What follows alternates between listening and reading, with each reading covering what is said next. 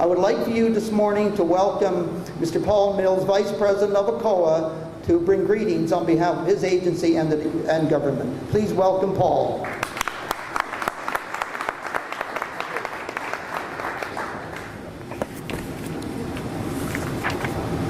Okay, thank you, Les. Good morning. I'll maybe move this mic around a little bit to try to cope with the acoustics in this room.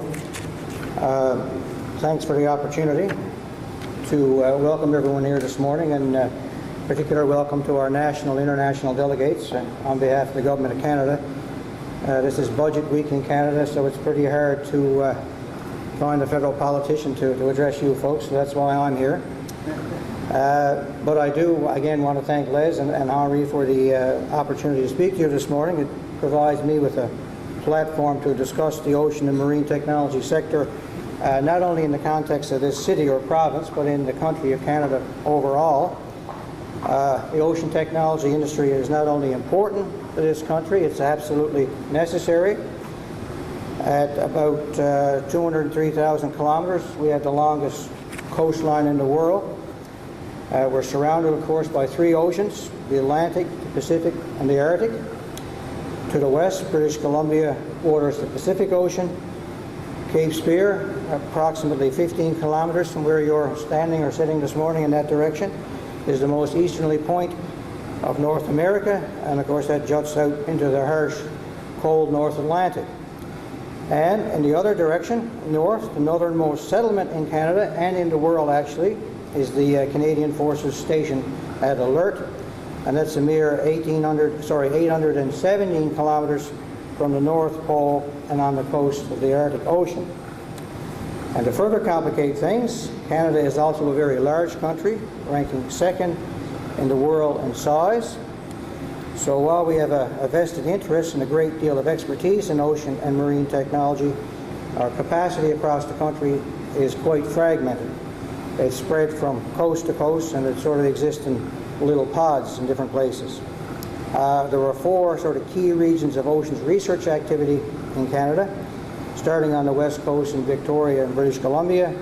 There's another area around Quebec City in Quebec, more easterly in the city of Halifax in Nova Scotia, and finally here in St. John's in Newfoundland and Labrador.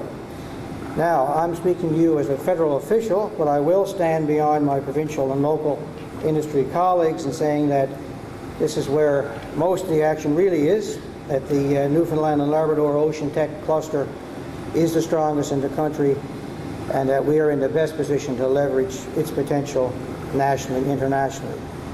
Canada and Canadian research institutions and companies have built up a significant capacity around our oceans in the fishing industry, offshore oil and gas exploration, extraction and refining, renewable oceans energy, coastal and ocean management, transportation of goods and people, and something increasingly important, defense and security. And increasingly in this country, we're turning our attention to the north, so are a lot of other states, of course, Denmark, Russia, lots of other folks.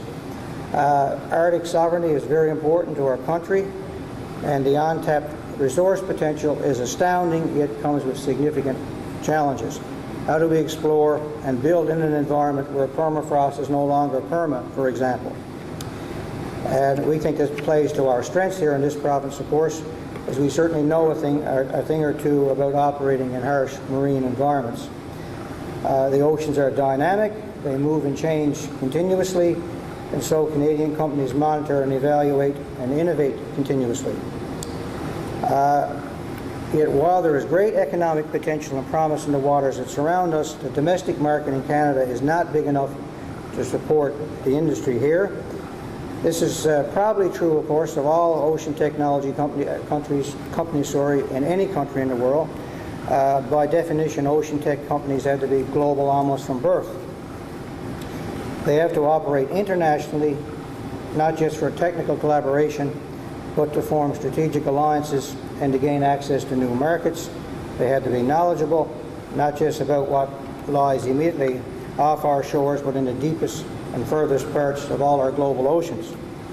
And that's precisely why events as this one here this morning are so important, and it's why the Government of Canada supports them, It's critical for Canadian and Brazilian, Chinese, Indian, Israeli companies and research bodies to adapt their knowledge and expertise to international opportunities. We must connect what we have learned and developed in our waters to global environments. Events such as this roundtable help foster exactly that, through dialogue, through tours of local infrastructure, through building relationships. We work to advance the global expertise that's required to better understand our world's oceans and to safely and responsibly harness their potential. Our governments have a role to play in this. In Canada, we foster a climate that supports R&D and innovation. We invest directly in universities and research institutions. We invest directly in private sector-led R&D, and we encourage international collaboration. And we pay close attention to the practical outcomes that result from sessions just like this one. So I look forward to participating in the proceedings over the next couple of days. I'm eager to learn more from our international delegates and from our Canadian ones as well. And I can give you all a commitment here this morning that if something interesting and promising emerges from the dialogue, we will certainly be there to support it in every way we can. So again, thank you to Oceans Advance and ISTP for inviting me and for showing your leadership and vision in hosting this multilateral roundtable. Congratulations. I hope you enjoy the rest of the event, and I'm confident it will be worth your while. So, and to our guests again, enjoy your visit to Newfoundland. Thank you.